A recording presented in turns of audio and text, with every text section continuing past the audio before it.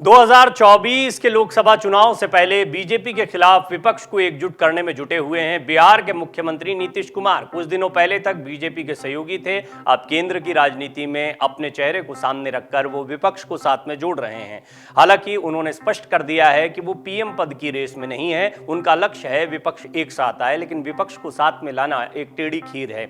जिस तरीके से नीतीश कुमार ने एक के बाद एक मुलाकातें की हैं, उससे यह स्पष्ट हो गया है कि नीतीश कुमार हर उस शख्स को अपने साथ जोड़ना चाहते हैं जो इस वक्त प्रधानमंत्री मोदी को टक्कर देने का मन रखता है।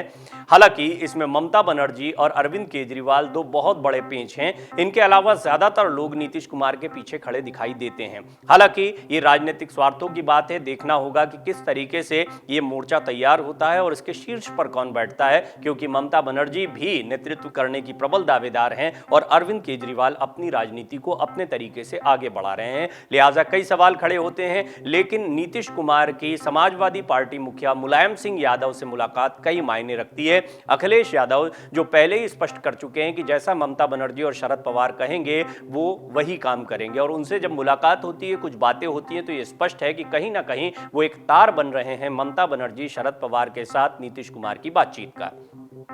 बीजेपी का साथ छोड़कर आरजेडी की मदद से सरकार बनाने के बाद मुख्यमंत्री नीतीश कुमार लगातार विपक्षी दल को एकजुट करने में जुटे हुए हैं। इसके लिए वो पटना से दिल्ली आए और इस दौरान उन्होंने राहुल गांधी और अरविंद केजरीवाल समेत दिल्ली के कई विपक्षी नेताओं से मुलाकात की। मुलायम सिंह यादव से मिलने के लिए वो मेदांता अस्पताल पहुंचे। इस दौरान नीतीश कुमार ने उत्तर प्रदेश के पूर्व मुख्यमंत्री मुलायम सिंह यादव और अखिलेश यादव से भी करीब 1 घंटे तक अकेले में बातचीत की। उनकी इस मुलाकात के कई सियासी मायने निकाले जा रहे हैं। नीतीश कुमार मंगलवार को मुलायम सिंह यादव से मिलने के लिए मेदांता अस्पताल पहुंचे। इस दौरान अखिलेश यादव के साथ भी उनकी मुलाकात हुई। मुलाकात के बाद अखिलेश के साथ सीएम नीतीश कुमार बाहर आए। इस दौरान मीडिया के सामने नीतीश कुमार ने कहा कि मुलायम सिंह की तबीयत खराब थी, देखने आए थे। उन्होंने कहा कि हम लोगों की बातचीत और व्यू तो एक ही है, सबको मिलकर आगे बढ़ना है। यूपी की जिम्मेदारी और योगदान के सवाल पर नीतीश कुमार ने हंसते हुए अखिलेश यादव की तरफ देखा और उनके सामने उनकी ओर इशारा करते हुए कहा कि ये सब यूपी का आगे और नेतृत्व करेंगे।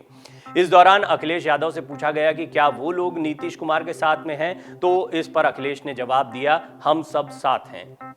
अखिलेश यादव और नीतीश कुमार की मुलाकात इसलिए भी अहम है क्योंकि महागठबंधन के प्रयोग के बाद जो बिहार में हुआ, यह कहा जा रहा था कि उत्तर प्रदेश वो दूसरा राज्य हो सकता है जो सबसे बड़ी चुनौती बन सकता है बीजेपी के लिए यदि यहां पर भी महागठबंधन जैसा प्रयोग हो। ऐसा नहीं है कि पहले यहां पर प्रयोग नहीं हुआ है, प्रयोग हुआ था, सफल नहीं हुआ था, लेकिन क्या एक बार फिर वो दौर आ गया है जब बिहार के बाद में उत्तर प्रदेश में यदि सभी विपक्षी दल एकजुट हो जाते हैं, एक छाते के नीचे आ जाते हैं, तो बीजेपी के लिए मुश्किलें बढ़ जाएंगी, निश्चित तौर पर बढ़ेंगी। क्योंकि यदि बीएसपी और अखिलेश यादव या समाजवादी पार्टी का साथ फिर से बनता है और साथ में कांग्रेस और अन्य दल भी आते हैं तो मामला कुछ और हो जाएगा। हालांकि ये इतना आसान नहीं होगा और यही वजह है कि नीतीश कुमार की मुलाकात मायावती से नहीं हुई है, सिर्फ अखिलेश यादव से हुई है या अन्य किसी उत्तर प्रदेश के नेता से उन्होंने मुलाकात नहीं की। फिर भी विपक्षी एकता की मुहिम में अखिलेश यादव को साथ में लेकर आए हैं नीतीश कुमार। ये बात उनके लिए एक राहत की हो सकती है, उनके प्रयासों को राहत देने वाली हो सकती है। अखिलेश यादव ने नीतीश कुमार से मुलाकात का फोटो शेयर करते हुए ट्वीट भी किया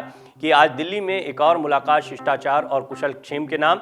अखिलेश यादव भी विपक्षी एकता की मुहिम में अहम भूमिका निभाने को तैयार दिखते हैं। हाल में वो तेलंगाना के मुख्यमंत्री केसीआर से इसी मुद्दे पर मुलाकात कर चुके हैं। अखिलेश ममता बनर्जी के साथ भी हैं और ममता बनर्जी तो बाकायदा उनके लिए चुनाव प्रचार करने के लिए आई थी। विधानसभा चुनाव 2022 में उन्होंने उत्तर प्रदेश में खेला होबे का नारा भी दिया था, फुटबॉल भी उछाली थी, लेकिन उसका असर देखने को नहीं मिला। हाँ, ये बात सही है कि अखिलेश यादव पहले से बेहतर प्रदर्शन करने में कामयाब रहे, उनकी सीटें बढ़ी, वोट परसेंटेज बढ़ा, लिहाजा उन्होंने एक बयान दिया कि ये तो तय हो गया है कि बीजेपी की सीटों को कम किया जा सकता है। बीजेपी के लिए उत्तर प्रदेश एक बहुत बड़ी उम्मीद है यदि अपने दम पर उन्हें केंद्र में सरकार दोबारा बनानी है तो।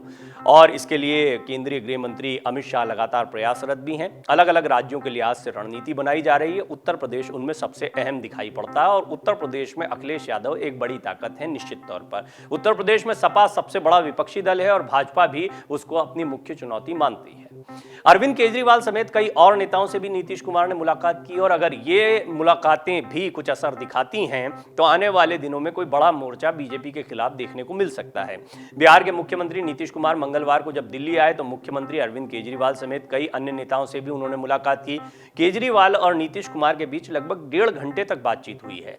मुलाकात के दौरान दिल्ली के उप मुख्यमंत्री मनीष सिसोदिया और जनता दल यूनाइटेड नेता संजय झा भी मौजूद थे।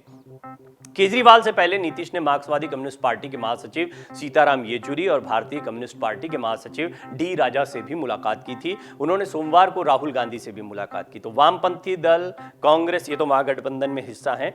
जो इस वक्त बिहार में सरकार चल रही है उसमें वामपंथी दल भी हैं, उसमें कांग्रेस भी है, उसमें आरजेडी भी है और उसमें हम जैसी पार्टी भी है, यानी जीतन राम मांझी भी उसमें है। हालांकि वामपंथी दल बाहर से सपोर्ट कर रहे हैं, लेकिन एक बात स्पष्ट है कि जब भी कोई केंद्रीय मोर्चा बनाया जाएगा या बीजेपी के खिलाफ 2024 में विपक्ष का कोई बड़ा मोर्चा देखने को मिलेगा तो उसमें इन सब दलों का होना बहुत जरूरी होगा।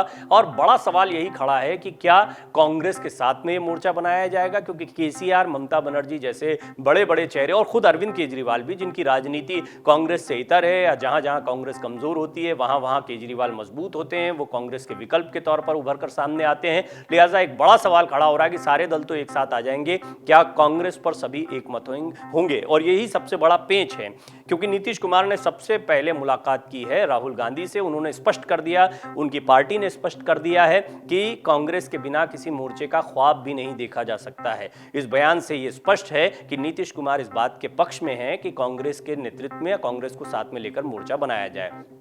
कांग्रेस की अपनी परेशानियां हैं, वो आंतरिक चुनौतियों से तो जूझ ही रही है। साथ ही साथ में एक बड़ा सवाल यह है कि कांग्रेस जब भी किसी मोर्चे में होती है तो वो नेतृत्व करती दिखाई देती है, क्योंकि वो क्षेत्रीय दल नहीं है। राष्ट्रीय स्तर पर उसकी अपनी रणनीति होती है और हम देख रहे हैं कि यात्राओं के जरिए, सभाओं के जरिए या फिर हल्ला बोल रैली के जरिए कांग्रेस अपनी राजनीति करने में जुटी हुई है। लिहाजा ये देखना होगा कि क्या तमाम विपक्षी दल एक बार फिर एकजुट होते हैं और यूपीए जैसा प्रयोग क्या बड़े स्तर पर देखने को मिलता है। हालांकि बहुत चुनौती है।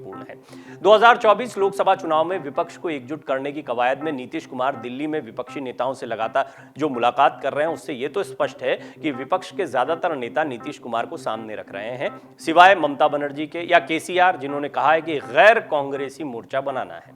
गैर कांग्रेसी मोर्चा नहीं बनाया जा सकता, यह भी जेडीयू ने स्पष्ट कर दिया। यानी केसीआर ने जो मांग रखी थी वो कुछ दिनों बाद ही खारिज कर दी गई, लेकिन नीतीश कुमार को एक इससे बड़ा मोटिवेशन मिला कि तमाम लोग महागठबंधन के प्रयोग के बाद उनके चेहरे पर निगाह टिकाए बैठे हैं। प्रधानमंत्री मोदी को टक्कर देने की बात करें तो ममता बनर्जी ने जिस तरह पश्चिम बंगाल में टक्कर दी, अरविंद केजरीवाल ने जैसे दिल्ली और पंजाब में टक्कर दी, उसके बाद इन दोनों का कैंडिडेचर भी मजबूत हुआ है। यूं तो शरद पवार भी हैं, केसीआर भी हैं, अब मायावती भी हैं, अखिलेश यादव भी हैं, ऐसे कई चेहरे दिखाई पड़ते हैं, लेकिन नीतीश कुमार वो चेहरा हैं जो बीजेपी के साथ में रहे हैं। अब सबसे बड़ी चुनौती ये भी आती है कि नीतीश कुमार कभी यहां हैं तो कभी वहां हैं। उन पर हमेशा एक आरोप लगता रहा है कि वो पलट जाते हैं और किसी भी समय पर किसी के साथ चले जाते हैं अपने राजनीतिक स्वार्थों के लिए। लिहाजा उन पर विपक्ष कितना भरोसा करेगा ये आने वाला समय बताएगा, लेकिन ये बात तय है कि नीतीश कुमार लगातार प्रयासों में जुटे हुए हैं। वो ज्यादा से ज्यादा विपक्षी दलों को अपने साथ जोड़ना चाहते हैं। डाउनलोड करें अमर उजाला ऐप और पाएं खबरें लगातार। अगर आप ये वीडियो YouTube पर देख रहे हैं तो हमारे चैनल को सब्सक्राइब करें और बेल आइकन को दबाना ना भूलें। अगर आप Facebook पर ये वीडियो देख रहे हैं तो हमारे पेज को लाइक करें।